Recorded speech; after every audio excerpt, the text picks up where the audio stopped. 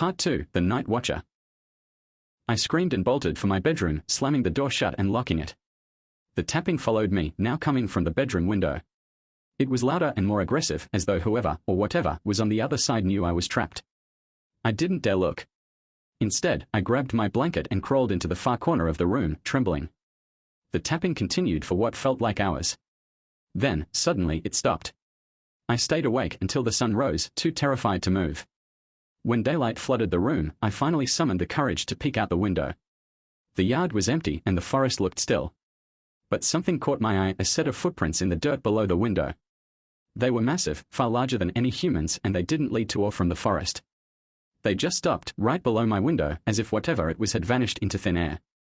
I thought about leaving, but curiosity got the better of me. I returned to the attic, determined to find more answers. Among the clutter, I uncovered another diary, this one older and more fragile than the first. The entries in this diary were even more disturbing. It comes for those who notice it. Once you hear the tapping, it's already too late. Don't let it in. No matter what. The final entry was just a single, scrawled word repeated over and over.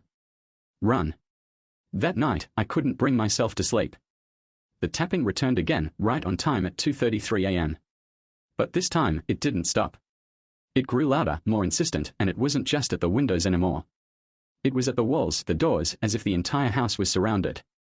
Then came the voice, chilling and guttural. Let me in.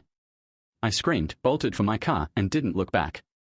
As I sped down the dark, winding road away from the house, I caught one last glimpse in my rearview mirror, a shadowed figure standing in the yard, watching me. I don't know what it was. I don't know why it chose me. But I do know this, my grandmother's stories weren't just tales. And whatever's in that forest, it's still waiting.